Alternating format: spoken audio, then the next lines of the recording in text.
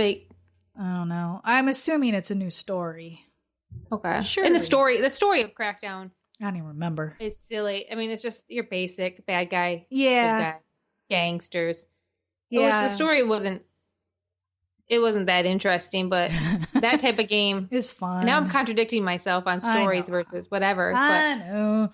This type of game is just silly. It's Blow open 'em up, world, don't matter. Lots of guns, crazy jumps, lots of challenges to do, cool cars. You could do a co-op, and this is going to have dedicated servers for it. And apparently they're going to be able to do some amazing things with the world and how it's destructive and all these different things they really haven't even gotten into. So I can't wait. Next year. They didn't even say when, I don't think. Next year. I just hope I get my glider suit a heck of a lot faster than I did in the first Crackdown. I'm sure you'll get everything faster. Oh yeah, I want my glider suit now. So, San, I have a disappointed E3. What? Well, did you check out Fable Legends? Yes, I'm not a Fables fan. Except, is that the one where you kick the chickens in it? Yeah. Yeah, I did that. I walked around and kicked a bunch of chickens, and I was done with that game. But this one, at first I thought it was interesting. It doesn't seem like a Fables type game to me. That's the problem, yeah. So I know a couple of the other girls, they are huge Fable fans, even bigger than I am. But I don't know. I mean, I know what they were showing was the multiplayer aspect. So it was kind of cool. You and 3 other friends could go in and like battle in the world of Fable, and then another real person can be the villain, and they kind of like mastermind all the things that are coming at you from like an aerial view. Yeah, which that seems versus Evolve, where you're the monster and you're actually like in the monster's body chasing the people. I like the Fables Legends, how you're looking over in like almost like a chessboard. I'll throw these bad guys and give them this bad thing, and yeah. So are you more upset it has the Fables name? Well, it's called Fable Legends, and they've made it clear. They're like, because it does have a campaign. Because that was my fear. I was like, is it just multiplayer? Okay, I thought it was just multiplayer. No, it does have a campaign, so I'm gonna be more okay with it. But the thing is, like, there was a game that came out on the 360 called Fable the Journey, and it was a Kinect game. I don't know if you ever saw that. Yeah, I thought it did really bad. Yeah, well, I had it for like a year. I didn't even play it. Like, I played it the first day, right? Then like a year later, I got some crazy, I'm going to play this game. Well, you know what? It ended up being fun, even though it was a Kinect game. But I actually the animations were a little bit different and the characters and stuff. But I actually end up really liking the story by the end of the game. The Kinect part of it, depends if you like Kinect games, But I did feel like freaking Harry Potter, though. I was like throwing spells everywhere. It was crazy. My arms were so tired. I would pay money to see this. Oh my God. It was hilarious. Supa, she was just not making any comments. But I was like, I'm Harry Potter! And I'm like, but anyway, this Fable Legends looks a lot like the style of Fable the Journey. And that Peter Molyneux guy that was in charge of Lionhead, he left right around the time of Fable the Journey. So I don't know, if it's something like just the direction they're going with the Fable series. But I mean, I like they have the same sounds, and the environment looks kind of like the Fable that we know, but they said that the Fable Legends is being made with the Fable spirit firmly in mind. So that tells me, they're like this. It's not a continuation of any of the previous Fable games. They said, especially when it comes to chronology. They said that this is a brand new series in the adventures at the dawn of an age of heroes. So to me, that sounds like you're just putting the Fable name on it to try to get sales. Yeah, that's what it seems. So, but I don't know. It looks like a cool concept, but I agree with you. It seems like sometimes developers are just, or publishers or whatever, are just putting names on certain things just to up the sales. Yeah. I'll be honest, I'll probably buy it right away, and Yeah. I'll let everyone know. Yeah. I mean, I did like Fable the Journey, so I mean, but I know not many people did. So, but I don't know if many people really gave it a chance. You know, it took me about halfway through to really get into it, even though it was a Kinect game. I think Kinect games really suffer just because myself, they just want to sit and like play. to play video games Yeah. on Kinect. I'm be but, throwing yeah, throwing spells everywhere. Xbox Indies, let's talk a little bit about that. Yeah. All these games, it's since the last E3, I think Xbox and Microsoft has really tried to listen to what gamers are looking for. They really have, yeah. And it has been, like a crazy road that I don't think a lot of companies would actually admit that they may need to change and maybe made some mistakes. Yeah. But I definitely feel like Xbox is trying, and this whole indies that they were talking about is part of that. Yeah, the ID at Xbox program. It's like, oh man, on our website, we have tons of trailers of new indie games. Tons. I mean, it's really cool to see all the uniqueness, the creativity.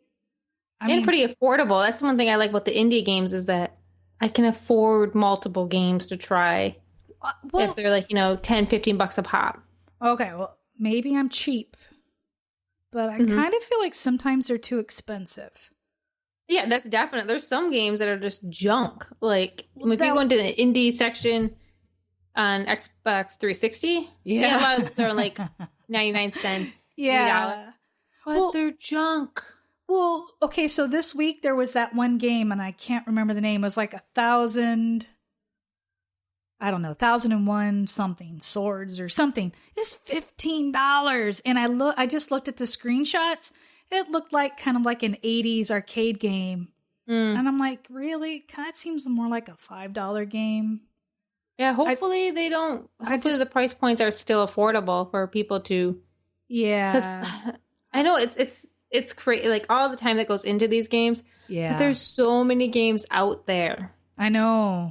If you want people to try your game, you got to make it at a price point where people or at least have demos. They really got to do more demos. Definitely, yeah. But there's a few games that I really want to try, and one is Lifeless Planet, and that was announced. That's on PC and Mac, and it's a simple adventure platformer type of game, or 3D. I think they call it like a 3D platformer because you can turn and everything too. Yeah, but the story is that this guy loses his wife, goes on this space expedition. I think the ship goes down. And he lands on a planet, and he's all by himself, and he's discovering these Soviet Union bases and just trying to figure out what happened. I'm sorry, I lost you for a second. He discovered what? So, like these Russian bases. Ooh. So it's a strange story of this astronaut that's just lost. Yeah, and you posted that trailer, and I was like, I really was interested. Now, have you played it? I've just watched a few trailers and some of the gameplay, and it's simple, but the story is just this guy all on his own. Yeah. And it's just, there's certain games that just like relax me, and this is one of those games that I just like, it seems relaxing. The art is beautiful. Yeah. So that's one of the games I'm super interested about. And then Plague Inc. Evolved. Yeah. Which you've talked about before. Yeah. I love it on the iPad and on my iPhone. I'm not 100% sure how it's going to translate to console. Right. And it's also one of those games that if it's a price point that I'm worth trying, like a $10 to $15 price point, I'll try it. And it has more multiplayer in it too, which I don't fully understand the multiplayer yet. If it's virus versus cure, I'm not 100% sure that's what it's going to be, but it says it has multiplayer. So do you think that game is substantial enough to be on a console coming from the phone and tablet? I want to say yes. Okay. But the craziness that happens when the virus starts taking over, like I need to have a touch screen where I'm like, so I'm trying to figure out like if I have my analog stick and I'm trying to move myself around this map when stuff starts going crazy, I'm not 100% sure that it's going to have the same Feel. enjoyment for me. Yeah. Well, maybe they'll find a way. Yeah, I'm really interested because I enjoyed the game. So, yeah, one thing I thought was interesting that indie game called Threes. I guess it's real big on iOS. The developer was interested in bringing that to Xbox One because once he saw that you could snap things, he thought, "Oh, this would be a perfect game. You could just snap it while you're watching TV. You could play it, or you're watching Netflix, or listening to music." And I thought that was an interesting way to look at a game, that it doesn't have to be your whole consuming, it could be more casual like it is on your phone. Yeah, which I love that concept and not so much for in my office, but in the living room, we have another Xbox. And so that would just be awesome to have that. Yeah. If one person wants to watch TV and the other person wants to zone out and play a little game. Yeah. Just hopefully the price point reflects that, A lot is coming down. Like all my choices are coming down to price point because we have so many games coming out. We're going to have to draw the line. Yeah. Yeah, exactly. It's like I have to start deciding what I want. Yeah. So, and what I definitely know that I want. Yes. Is Rise of the Tomb Raider. But that's not till next year, right? I know, but I can dream. Oh, man, that was on your list of things that you hope to see at E3, and I said, nah. Remember, I was like, it didn't do well enough. Oh, my gosh. It was even better. Oh, it was awesome. Than I expected. I saw the when the therapist was talking to Lara. I was like, ooh, who's that? I didn't know it was Lara right away. I was like, that kind of looks like it could be her. Yeah, she had the hood on, all mysterious. Yeah, and then her foot starts tapping. Like when she's getting nervous and agitated, and her fingers start gripping the chair. And like, I think it's like one of those things like you can start relating to the person. And she was so human in that trailer. I don't know. It's like she's so tough. She is strong. She's like a superhero. But in her core, she's still like the rest of us, scared. Yeah. And she didn't want to be there. Who wants to be there? No, but like, I don't think she wants to be there, but like, she was still like, nervous. I think it's like also like the comics right now. You're seeing the same thing as that she's having a hard time. Oh yeah, you're reading the comics. I haven't read them yet. Yeah, she's having a hard time getting. Her friends got killed.